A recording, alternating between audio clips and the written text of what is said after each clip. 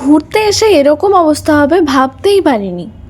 So hey everyone, welcome back to my channel. আশা করছি তোমরা সবাই ভালো আছো, আমি ভালো আছি। তো আমরা যাচ্ছিলাম একটা শর্ট ট্রিপে, মানে দীঘা নিউ ইয়ার সেলিব্রেট করতে, আর তার সাথে সুন্দরবন। তো আমাদের টাইম বলা ছিল যে বাস আসবে দুপুর 2:30টার দিকে। তো তখন অবধি বাস এসে পৌঁছয়নি, আমরা অলরেডি ওখানে অনেকক্ষণ দাঁড়িয়েছিলাম। তো কিছুক্ষণ পর যদিও বাস এলো, বাট ওটা দেখে আমাদের মাথাটা একদমই গরম হয়ে গিয়েছিল, কারণ আমাদের ছবি দেখানো হয়েছিল যে বাসটা, এটা সেই বাস নয়, এটা লোকাল বাস। যাতে করে আমাদের 40 জনের এই বাসটাতে ধরছিল না, এবং সিট অ্যারেঞ্জমেন্ট এতটাই খারাপ, মানে ওই বাসে বসার মতন খুব অসুবিধা হচ্ছিল। আমি লম্বা মানুষ, আমার পা রাখতে প্রচণ্ডই প্রবলেম হচ্ছিল, তোমরা এখানে দেখতেই পাচ্ছ। এমনকি এখানে বয়স্ক মানুষরাও ছিল, তারপর অনেক ছোট বাচ্চারা ছিল।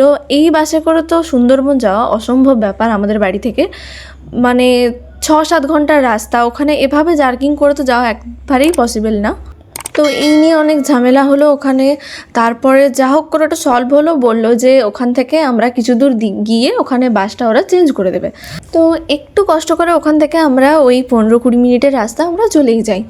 তো গিয়ে যেটা দেখলাম, আমরা দাঁড়িয়ে রয়েছি, বাস থেকে নামিয়ে দিয়েছে আমাদের, বাট ওখানে বাস তখনও আসেনি যে বাসটা আমাদের নিয়ে আসার কথা।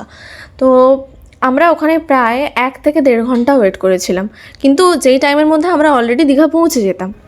তারপর ওখানে পাশে একটা চা দোকান ছিল, ওখানে সবাইকে বলা হলো যে তোমরা যা কিছু স্ন্যাক্স টি যা নিতে পারো, ওখানে ওরাই ওটা পে করবে, নিজেদের থেকে কোনো পে করতে হবে না।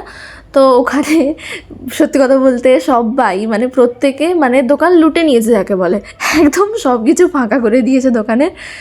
সবাই 2-3 বার করে চা নিয়েছে, স্বাভাবিক 1-1.5 ঘন্টা দাঁড়িয়ে রয়েছে, আর ওখানে যথেষ্ট ঠান্ডাও লাগছিল, তো সবাই চা তো খাবেই। তারপরে যে টাইমটা আমরা ওখানে দাঁড়িয়েছিলাম, ওই টাইমটাতে আমরা আরামসে দীঘা পৌঁছে যেতাম, কারণ একটু তাড়াতাড়ি পৌঁছলে রুমে সবাই একটু রেস্ট নিতে পারতো, তারপরে সবাই একটু ঘুরতে বেরোতো।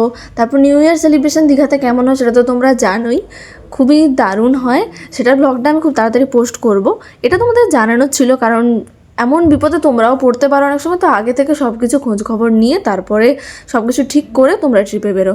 আমাদের সব কিছু ঠিকই ছিল, বাস এটাই প্রবলেম। তারপরে এই যে বাস এলো, আস্তে আস্তে অলরেডি সন্ধে হয়ে গেছে। তো ওখান থেকে আমাদের দীঘা পৌঁছতে রাত্রি 8:30-9টা বেজে গিয়েছিল। যা হোক, ওইটুকুই প্রবলেমটা আমাদের ফেস করতে হয়েছে, বাদ বাকি সব মোটামুটি ঠিক আছে। এটা তো তোমরা জানবেই যে বেড়াতে গেলে একটু তো প্রবলেম হবে কিছু না কিছুতে, এবার অ্যাডজাস্ট তো করে নিতে হবে, কিছু করার নেই। বাট আমরা খুব এনজয় করেছি মোটামুটি। বাকি ভ্লগগুলো তোমাদের সাথে খুব শীঘ্রই পোস্ট করব।